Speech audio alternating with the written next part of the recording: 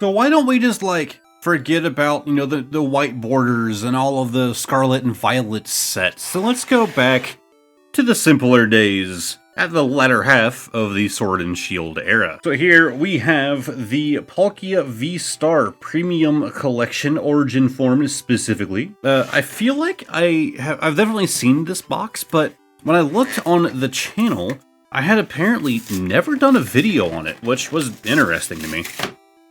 It could be because I really hate the Origin Form versions of Palkia and Dialga. That could possibly have something to do with it. But I figured it would be interesting to kind of take a break from all of the super modern and go back a generation. So, for our extra inserts in here, of course, we have the Origin Form Palkia VStar right here. Because, I mean, it's literally in the name. But, cool. Happy to have it. Then we have a code card for the entirety of this box. And for our next promo, the Origin Form Palkia V as a standard full art promo as well. Sword and Shield promo 253, which I think how close are we to the 200s now with Scarlet and Violet? I want to say that we're at least like 160, 170, right? And this is like from the tail end of the Sword and Shield era. We might be, it feels weird to me that we're probably nearing the latter half of Scarlet and Violet already. Like, for the sake of the games, that makes me happy. Because, new Pokemon games, hopefully. But for the sake of the card game, kind of concerning. I've been enjoying the Scarlet and Violet era a lot. And so here we have the very purple, very like lilac purple, I suppose, Palkia coin with a very ugly cut through the middle of it because they always suck at printing these coins. But then we also have the big boy version of the Palkia VStar. In case you just really like Origin Form, you can like hang this up on your wall or something, and man, isn't that so exciting. Of course, we have a VStar marker, super useful these days, and we have a pin of Origin Form Palkia. So again, I really hope that you like Origin Form Palkia, because that's everything in this box, as you would probably expect. But then we get to our packs, being Lost Origin, Astro Radiance Fusion Strike, Lost Origin, Astro Radiance Fusion Strike. Now, the downside to going back, and I am always happy to do some more Fusion Strike, the downside to going back to Sword and Shield is that we're also going back to the world of inconsistencies.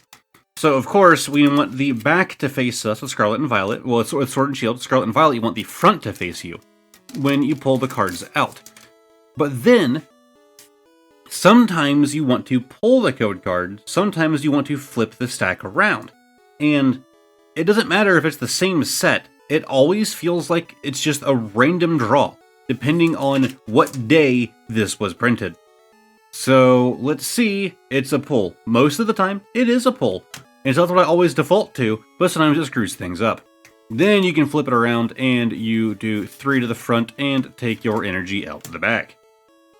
Now, starting off with the uncommons, we have the Turtonator, the, how to say your name, Pimimikyu? I want to say Pimimikyu. Then the Skullgirl. With the commons, we have the Baltoy, Galarian Corsola, the Quillfish, Vulpix, goodbye. We had a Chansey, a Mantine, and in our rare slot, we just have a Blissey. Alright, let's see. Let's go to Astro Radiance. Let's see if our code card is going to be facing in the correct direction or not. So, let's pull it out. And hey, look at that. It's also a pull.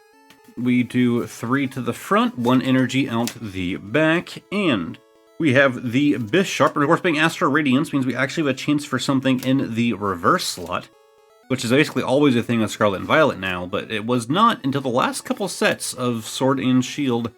We have the Sweenub, the Gallade in our reverse slot, and finally a Hisuian Bravery. And we are going to Lost Origin, of course, this being the set that introduced the Lost Zone, I believe it's called, right? The Lost Zone. And then, of course, the introduction of the Lost Box decks, which I'm happy aren't really as big anymore, at least to my knowledge. Anyways, we have the Rose Raid Box of Disaster. The Seadra, which is just horribly cut. Look at that. The Bronzor, Electrike, Ghastly, Binacle, Murkrow, and we have, in our reverse slot, the Stoned Gengar. Yep, there he is. God, I still love this card too much. I do already have this one. I actually think I might have purchased it, so now it feels weird that I pulled it, I did in fact buy it as a single. But yeah, Gengar just looks super stoned. And behind that, we just have a Dustox, also poorly cut. Very small forehead on this guy. I feel like cutting issues are honestly more noticeable with, okay, either they're more noticeable with Sword and Shield, with the yellow borders, or it's just that they did it more, and we've just been treated better in... Ooh, that's not great. We've just been treated better in Scarlet and Violet. Hopefully you guys can see that. Whatever is in our reverse slot has taken some damage. Hopefully it's nothing great. We have the Hariyama, the Breloom Cross Switcher, the Choodle, Shroomish, the Left Key, Trubbish. Oh, it's Fusion, right, it's Fusion Strike. You don't get anything great in the reverse slot. Yeah, who cares? It's more Pico. And my boy, Absol. That's just a standard rare.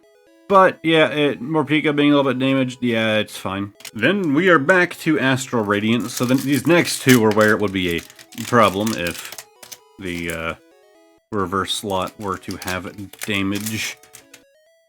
So, slide out our code card, we do 3 to the front, 1 out the back. I feel like my videos have gotten shorter as a result of not having to do that pack trick.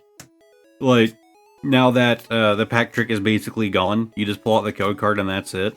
You don't have to like all these flip arounds and stuff. I feel like my videos have gotten shorter, which is a good thing.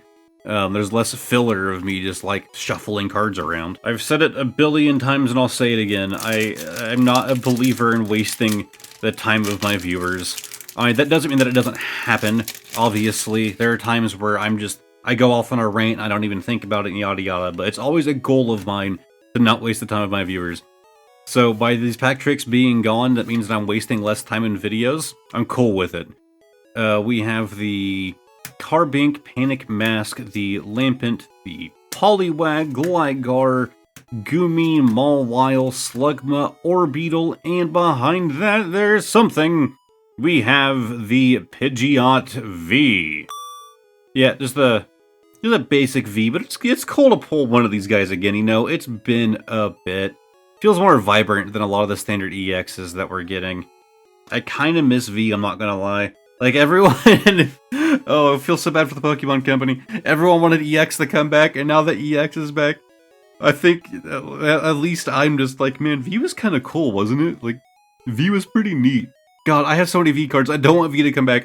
Please, please, just continue with EX. Try to make him a bit more colorful. That's all I want. Just make him more colorful. We don't have to go back to V, okay? But now it's time for the bonus card of the day. Explanation is right down there. And inside of this box, we're going to flip it back and take the card out of the back.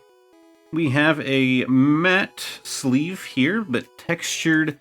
We did one of these not too many videos ago. It was in the same sleeve. Although this card has seen better days. Look at this. Whitened across every side. Like, between the left and right sides, like when it comes to the whitening, it's very even. It's like this thing was protected. Like, you see the top and bottom are also pretty even on the amount of whitening, too. It's like it was, like, in a sleeve, but it was battered around the box. Like, this was used in somebody's deck, I'm assuming, based on what I'm seeing here. Because it was in a deck box that wasn't, like, a super tight fit. It wasn't, like, a hard sleeve. It was probably just in this sleeve. And, you know, rattling around the box, hitting the top and bottom, hitting the sidewalls, just causing that whitening over time. Of course, I'm actually being used in play as well. That's my guess. As far as the year, I mean, with it being beat, you know, you want to say older, but it's also clearly used, so maybe it isn't that old. I'm gonna go 2016. Oh no, I'm not. I'm gonna go 2007. We're gonna go a lot older. We have Oh, how close am I? How close am I? 2013. Plasma freeze kind of makes sense. Yep. Well, I kind of suck. Anyways, we have a beautiful Vaporeon here with the Team Plasma stamp, which isn't actually a stamped card. Not what this is. But the Team Plasma logo there, kind of like how they do with the Prism cards, and there's also like Team Flare, Team Magma, that they did that with too around the same time, along with Team Aqua cards. Yeah, you have the Team Plasma up there, because this is Team Plasma's Vaporeon as a reverse. A very nice looking card, and I assume that I got it for a decent price, given the condition that it's in. But a very, very nice card to have. Yeah, I do like to collect these, the ones that have like the villain stamp right here, or even just like any kind of like, you know, symbol down there on like a hollow and stuff. They just look cool to me. It's a little bit of extra that just looks nice in a binder. So if you guys liked this video, hit the subscribe button down below along with the like button. And consider checking out more content. On the screen is going to be a playlist of all of my Pokemon videos, but I'm also going to go ahead and link the video for the prize packs. I opened 7 packs of Series 3 from the prize pack series, and it was a very interesting time. So I really do hope that you guys have enjoyed, and hopefully I will see all of you guys next time. Goodbye for now.